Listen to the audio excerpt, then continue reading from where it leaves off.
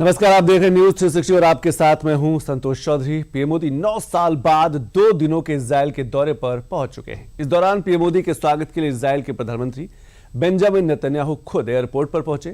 Netanyahu के अलावा राष्ट्रपति हर्जोग से भी पीएम मोदी की मुलाकात हुई है। इससे दोनों देशों के बीच चली आ रही जो रणनीतिक साझेदारी है, इसको और मजबूत होने की उम्मीद है, एक नई आशा है। दूसरी तरफ उत्तर प्रदेश के मुख्यमंत्री योगी आदित्यनाथ जापान के दौरे पर पहुंच चुके हैं, जहां से यूपी में निवेश के लिए नए दरवाजे खुलेंगे। इसके अलावा यूपी में 2027 में होने वाले चुनाव से पहले सियासी दल अपनी रणनीति को जमीनी स्तर पर उन्होंने उतारना शुरू कर दिया है। तो न्यूज 360 में देश विदेश की कई और बड़ी खबरें होंगी, जो आपको अगले 45 मिनट में विस्तार से हम बताएंगे। लेकिन शुरुआत करते हैं आज की सबसे बड़ी और सबसे अहम खबर, पीएम मोदी के इजराइल दौरे की। This is a bond of real friendship. Great friend, my great friend. Thank you. बुधवार को इतिहास और कूटनीति की धड़कनें एक साथ सुनाई दे रही हैं। भूमध्य सागर की लहरों से उठती हवा में भारत इजराइल रिश्तों की नई आहट गूंज रही है। मिडिल ईस्ट की धरती में नई रणनीतियों की लकीरें खींची जा रही हैं।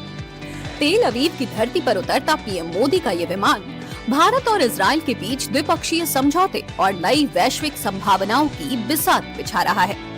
बुधवार को जब पीएम मोदी ने तेल अवीव की धरती पर कदम रखा, तो स्वागत सिर्फ औपचारिक नहीं था। वहां दोनों देशों के बीच विश्वास, तकनीक और सुरक्षा के साझा विजन का मैसेज दे रहा था। कूटनीति की असली कसौटी साझा संतुलन से तय की जाती है। इजराइल की धरती पर पीएम मोदी के स्वागत की ये तस्वीरें उसी संतुलन की गवाही दे रही हैं। हर तस्वीर ये बता रही है कि भारत अब वैश्विक राजनीति का दर्शक नहीं, बल्कि निर्णायक शक्ति का केंद्र बन चुका है। पीएम मोदी का ये इजराइल दौरा महज 2 दिन का है, लेकिन इसके मायने आने वाले दशकों तक गूंजने वाले हैं। पीएम मोदी 9 साल बाद इजराइल के दौरे पर गए हैं। इससे पहले वो जुलाई 2017 में इजराइल गए थे। पीएम मोदी का ये दौरा एक ऐसा पड़ाव है जहां कूटनीति, रणनीति और भरोसे की नई इबारत लिखी जा रही है। प्रधानमंत्री नरेंद्र मोदी बुधवार की शाम अपने 2 दिवसीय दौरे पर इजराइल पहुंचे। पीएम मोदी का इजरायली प्रधानमंत्री बेंजामिन नेतन्याहू ने गर्मजोशी के साथ स्वागत किया। पीएम मोदी को गार्ड ऑफ ऑनर भी दिया गया। 9 साल बाद पीएम मोदी की ये दूसरी इजराइल यात्रा है। जब वक्त करवट लेता है तो दोस्ती भी दस्तावेज बन जाती है और उस दस्तावेज पर टकराव की राजनीति भी बेअसर हो जाती है। मिडिल ईस्ट में तनाव है, वैश्विक बाजार अनिश्चितताओं के तूफान से जूझ रहा है, लेकिन कूटनीति के मंच पर नया भारत एक नई कहानी लिख रहा है। पीएम मोदी के इजराइल के इस 2 दिवसीय दौरे की टाइमलाइन क्या रहेगी, ये आपको बताते हैं। पीएम मोदी बुधवार की रात एक कार्यक्रम में भाग लेंगे। पीएम मोदी गुरुवार यानी 26 फरवरी को डेलीगेशन की मीटिंग को संबोधित करेंगे। बड़ी बैठक में कई समझौतों पर बात बन सकती है। पीएम मोदी गुरुवार की शाम को भारत वापस लौट सकते हैं। पीएम मोदी के इजराइल के दौरे की टाइमिंग भी बेहद खास मानी जा रही है। पीएम मोदी का ये दौरा तब हो रहा है जब मिडिल ईस्ट में तनाव बढ़ा हुआ है। कार्यक्रम को संबोधित करते हुए पीएम मोदी ने साफ इशारा किया कि ये नया भारत है, जो संतुलन भी रखता है और समझदारी भी रखता है, जो न झुकना जानता है और न ही टकराना चाहता है।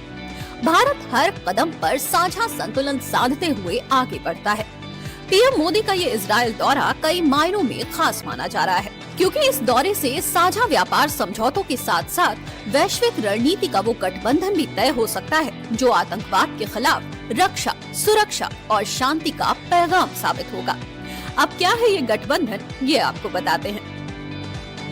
हेक्सागन ऑफ अलायंस का मतलब देशों का गठबंधन है। इसमें भारत के अलावा अरब देश, अफ्रीकी देश, भूमध्य सागरीय क्षेत्र के देश और ग्रीस और साइप्रस के अलावा एशिया के कुछ अन्य देश शामिल हैं। इस अवधारणा को IMEC यानी India middle east Europe economic corridor से जोड़ा जा रहा है, जिसका उद्देश्य कनेक्टिविटी बढ़ाकर आर्थिक विकास को गति देना है। इजराइल का कहना है कि ये गठबंधन उन देशों का समूह होगा जो वास्तविकताओं, चुनौतियों और लक्ष्यों पर सहमत है। इजराइल चाहता है कि भारत इस गठबंधन में शामिल हो। इजराइल के पीएम नेतन्याहू पीएम मोदी के साथ जिस हेक्सागन गठबंधन पर सहमति बनाना चाहते हैं, उसको लेकर भारत का रुख क्या होगा, ये देखना भी दिलचस्प होगा। हम ऐसा इसलिए कह रहे हैं क्योंकि इसकी वजह है कि भारत आमतौर पर किसी भी सख्त तरह की गुटबाजी का हिस्सा बनने से दूर ही रहता है। इसका अंदाजा आप इस बात से लगा सकते हैं कि भारत के ईरान से भी अच्छे संबंध है और अमेरिका से भी, और भारत इस्लामिक देशों के साथ भी खड़ा नजर आता है। एक खास पहलू ये भी है कि रूस यूक्रेन युद्ध के बावजूद भारत के रिश्ते रूस के साथ भी अच्छे हैं और युद्ध के दूसरे पक्ष यानी यूक्रेन, अमेरिका, यूरोपियन यूनियन के साथ भी संबंध मजबूत हैं। यानी एक बात तो साफ है कि भारत का फोकस रक्षा, तकनीक और व्यापार है और देश का विकास है। भारत इजराइल के बीच कुल ट्रेड 31,494 करोड़ का है। भारत से इजराइल को 18,618 करोड़ का निर्यात होता है। इजराइल से भारत को 13,659 करोड़ का निर्यात होता है। भारत से इजराइल को मोती और कीमती पत्थर, ऑटोमोटिव डीजल, रासायनिक और खनिज उत्पाद, मशीनरी और विद्युत उपकरण, प्लास्टिक, कपड़ा उत्पाद, परिवहन उपकरण और कृषि उत्पाद का निर्यात होता है। वहीं इजराइल से भारत को रासायनिक और खनिज उर्वरक उत्पाद, मशीनरी और विद्युत उपकरण, पेट्रोलियम तेल, रक्षा, मशीनरी और परिवहन उपकरण निर्यात होता है। तूफान में वही नाव बचती है जिसकी पतवार मजबूत होती है। आज भारत की विदेश नीति वही मजबूत पतवार बनकर सामने आई है। मिडिल ईस्ट की धरती आज सियासी चिंगारियों से धधक रही है।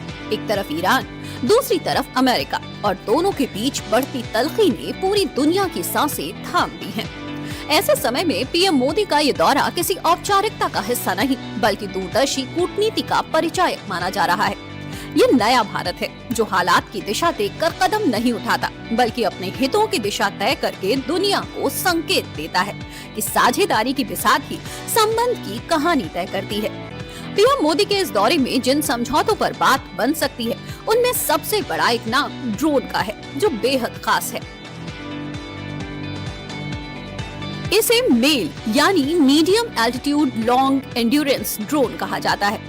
ये ड्रोन 45 घंटे तक लगातार उड़ने की क्षमता रखता है। ये ड्रोन 35,000 फीट की ऊंचाई तक उड़ने में सक्षम है। ये ड्रोन 470 किलोग्राम पेलोड कर सकता है और हर मौसम में ऑपरेशन कर सकता है। इसका काम दुश्मन की निगरानी और सटीक टारगेटिंग के लिए होगा। इसमें हाई रेजोल्यूशन कैमरे से लाइव फीड पता चलती है। जरूरत पड़ने पर हथियार ले जाने की क्षमता भी रखता है। इसके अलावा इसमें एडवांस सेंसर, रडार और ऑटोमेटिक टेक ऑफ और लैंडिंग की खासियत है। दोनों देशों के बीच रक्षा समझौते पर बड़ी डील हो सकती है। पीएम मोदी का ये दौरा ऐसे वक्त पर हो रहा है जब भारत और इजराइल के बीच फ्री ट्रेड एग्रीमेंट यानी FTA पर बातचीत का पहला दौर 23 फरवरी 2026 से नई दिल्ली में शुरू हो चुका है जो 26 फरवरी तक चलेगा। यानी ये महज कागजों पर हस्ताक्षर की प्रक्रिया नहीं होगी बल्कि दो अर्थव्यवस्थाओं के बीच भरोसे, स्थिरता और विकास की नई राह बनाने की कवायद मानी जा रही है। नवंबर 2025 में ही जब दोनों देशों ने टर्म्स ऑफ रेफरेंस पर साइन किए थे तभी साफ हो गया था कि ये साझेदारी अब सिर्फ रक्षा और तकनीक तक सीमित नहीं रहेगी बल्कि व्यापार और निवेश के नए दरवाजे भी खोलेगी। ड्रोन के साथ साथ इजराइल के साथ रॉकेट की डील पर भी सहमति बन सकती है। अब आप इसकी खासियत भी जानिए। हवा में ही रॉकेट मार गिराने वाली इजराइल की ढाल, ये short range air defence system है। ये रॉकेट, मोर्टार और छोटी दूरी की मिसाइलों को हवा में ही इंटरसेप्ट कर नष्ट करता है। इसकी खासियत है कि सिस्टम तय करता है कि रॉकेट आबादी वाले इलाके में गिरेगा या फिर नहीं। रडार डिटेक्शन फास्ट है। रॉकेट लॉन्च होते ही रडार उसे ट्रैक करता है। इंटरसेप्टर मिसाइल को हवा में टकराकर रॉकेट नष्ट कर देता है। इसकी तकनीकी क्षमता को देखें तो इसकी रेंज 4 से 70 किलोमीटर तक है। एक साथ कई टारगेट पर निशाना लगा सकता है।